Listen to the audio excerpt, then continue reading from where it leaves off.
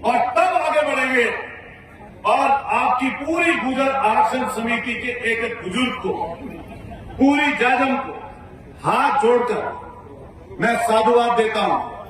मेरठ की क्रांतिकारी धरती से आप सबको ये विश्वास दिलाता हूं।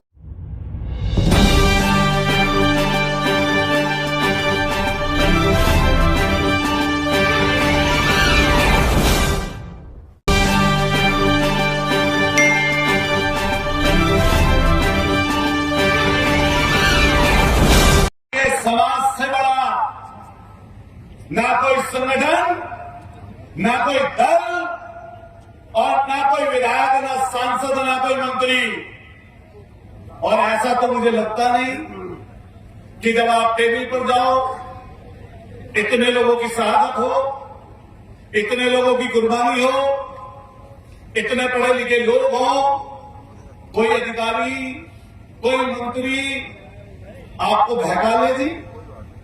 आप खुद ही बहकना चाहो कोई आदमी तो बहक जाना, लेकिन किसी अधिकारी की कोई हिम्मत नहीं है। अधिकारी को पढ़े लिखे की थोड़ी नॉलेज उनकी किताबों की हो सकती है, लेकिन जरूरी नहीं है कि सामाजिक नॉलेज आपसे और हमसे ज्यादा किसी अधिकारी को हो। बताओ बात सही है गलत है? इसलिए बातचीत के रास्ते तो हमेशा निकाल के रखने चाहिए। आपकी तरफ से मसौदा पढ़ा जाएगा। मैं तो बस इतनी दूर से इसलिए चल के आया कि पता चला कि भाई गुर्जर समाज की बड़ी मीटिंग होने जा रही है। लड़कों ने कहा, कई लोगों के मैसेज प्राप्त हुए कि भाई आपको भी आना चाहिए। तो मेरे मन में भी ये बात, इसको आप ये मान लीजिए कि कुछ ज्यादा लगाव है, या ये मान लीजिए कि मैं भी आपका ही खून हूं, तो हमें यहां तक आना पड़ेगा। जहां तक राजनीतिक आकांक्षाओं की बात है, हमने अपने दम पर, अपनी मेहनत के दम पर उसी जगह अपना एक मुकाम पा रखा है। तो जब भी हम लोग कहीं पर आएंगे तो आपको एकजुट करने के लिए आएंगे, ना कि किसी को घेर के देंगे। उम्र हमारी कम हो सकती है, लेकिन बहुत सारा समय ऐसा देखा जिसमें परेशानी, दिक्कत, अन्याय, कष्ट देखा है। जब आरक्षण की बात आती है विजय भाई, तो आरक्षण की जुद्ध क्यों पड़ी? क्यों हम आरक्षण की बात करते हैं? हम इसलिए आरक्षण की बात करते हैं क्योंकि कुछ चुनिंदा लोगों ने, जिनकी संख्या कम है, हमारे और आपके हकों को कब्जा कर लिया। वो उन पदों पर, नौकरियों पर कब्जा करके बैठ गए। मैं जनरल कास्ट की बात ना करते हुए, SC ST की बात भी करते हुए, लेकिन पहले OBC की बात करते हुए कहना चाहता हूं कि तुम ये दशक पहले मंडल कमीशन आया, 89 की VP सिंह सरकार ने उसको लागू किया, लेकिन कोई मुताबिक पढ़ाई का व्यक्ति क्या आज भी वो पूरी तरह से कहीं पर लागू है? कहीं यूनिवर्सिटियों में, कहीं बड़े पदों पर, कहीं जुडिशरी में आप 27% तो छोड़िए, अगर सबका समावेश कर लें तो बड़े ओहदों पर 5% भी OBC के लोग विराजमान नहीं हैं। लड़ाई की जुट इसलिए आन पड़ी, जो वादा किया था, जो वादा तय हुआ था, जिस पर सरकार ने वादे किए थे, आज सरकार उनसे भाग रही है। मैं सरकार को डायरेक्ट किसी दल पार्टी की नहीं कहना चाहता, लेकिन आप सबसे एक बात करूंगा, जिसकी सरकार होती है मांग उससे होती है, विपक्ष से मांग नहीं होती। इसलिए आज सरकार भारतीय जनता पार्टी की आपके प्रदेश में है, और भारतीय जनता पार्टी की सरकार देश में भी है। इसलिए कोई बहाना नहीं कर पाएगा। जो बात कहेंगे उस पर उन्हें खरा उतरना, जोर से बोलो, खरा उतरना।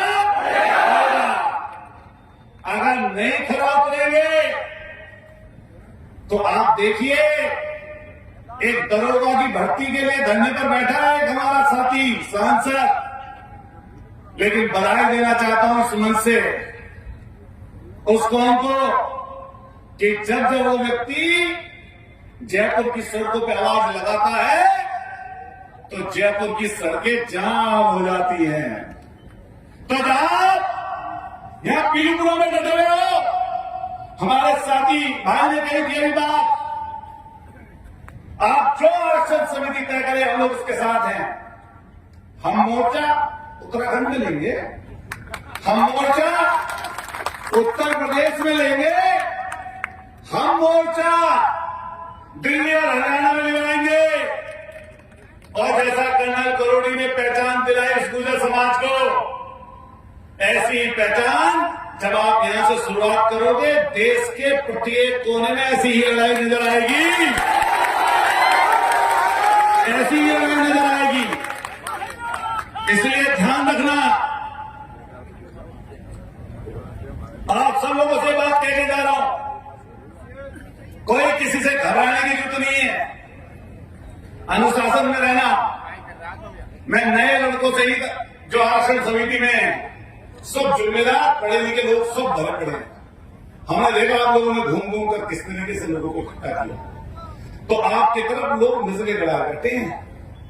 इसलिए ध्यान रखना कि जब अधिकारी किसी नेता के सरकार के सामने बैठे हो तो उन 76 हुए शहीद लोगों की तरफ एक बार अपना मन लगा के रखना, किसी की हिम्मत होगा नहीं तो फैसला बदलेगा। अधिकारी आएंगे, अधिकारी जाएंगे, ये समाज शाश्वत है, जो इसके लिए काम करेगा वो मरने के बाद अजर और अमर हो जाएगा, और जो इसके साथ धोखा करेगा उसको ना कोई इस समय में मरने के बाद तो छोड़ ही दीजिए, कोई नहीं पूछेगा।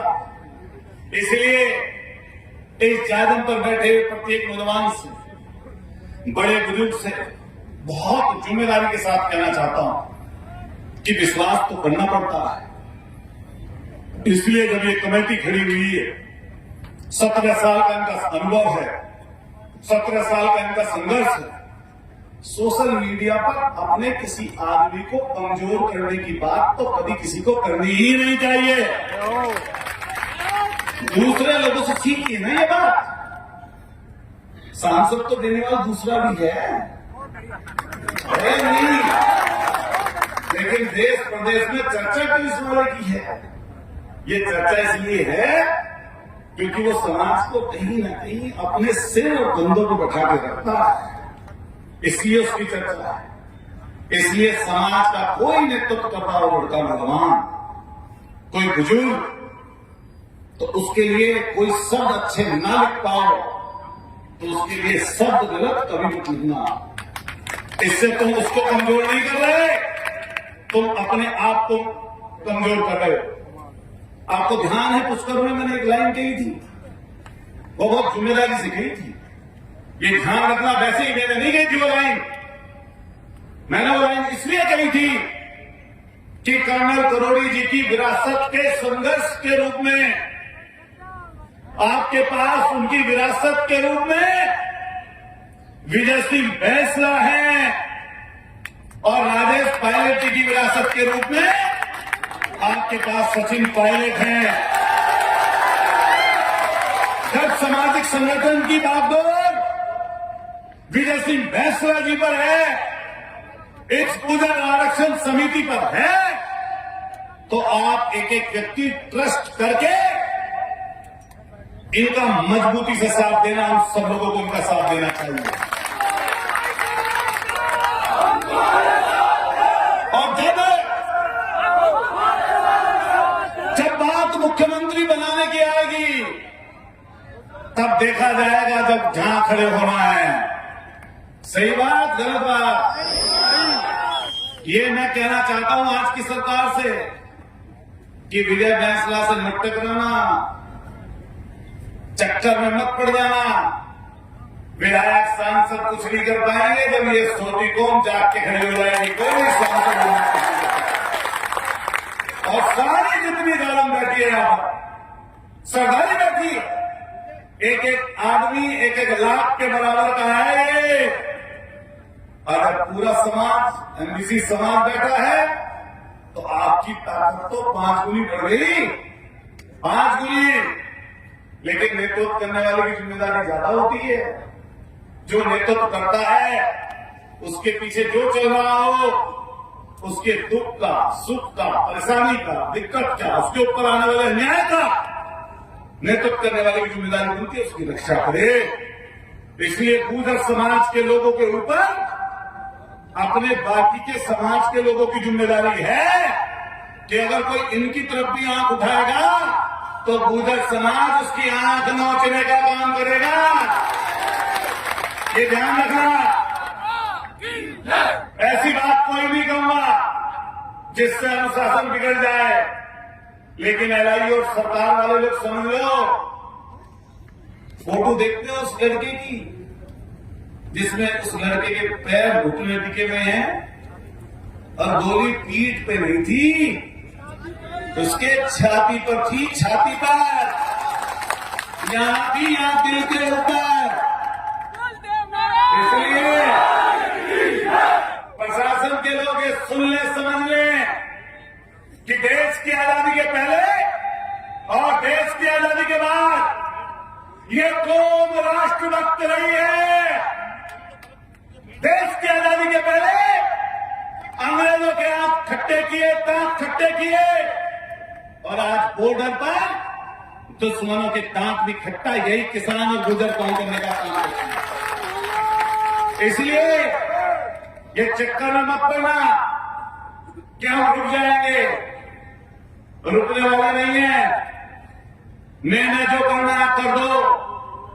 हर जाति के व्यक्ति को साथ लेकर चलेंगे, सबका सम्मान करेंगे।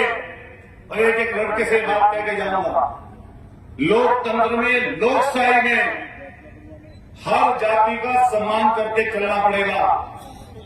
जाति का अपमान मत करना, अपनी लड़ाई लड़ना, उसके साथ लोगों को जोड़ना, अपने हक अधिकार के लिए लोगों को साथ लेना, यही एकलबंदी है। मैं हर जाति का सम्मान करता हूं और ये बात लास्ट करते अपनी बात खत्म करूंगा। अपनी जाति की तरक्की करना, अपनी जाति को आगे बढ़ाना, उनका सम्मान करना, उनसे संस्कार लेना, उन्हें संस्कार देना, ये खराब चीज नहीं है। खराब चीज है किसी जाति के लिए अपशब्द बोलना। इस लोकतंत्र में हम हर जाति के व्यक्ति को जोड़ के चलेंगे, इकट्ठा करके चलेंगे और तब आगे बढ़ेंगे।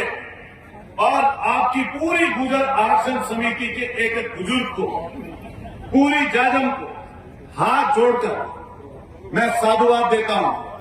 मेरठ की क्रांतिकारी धरती से आप सबको ये विश्वास दिलाता हूं, उत्तर प्रदेश की धरती से आपको विश्वास दिलाता हूं कि जहां पर आपका पसीना पड़ेगा वहां पर हम सब लोग मजबूती से खून बहाने का काम करेंगे। आपको भरोसा दिलाता हूं। आप सबका बहुत बहुत धन्यवाद।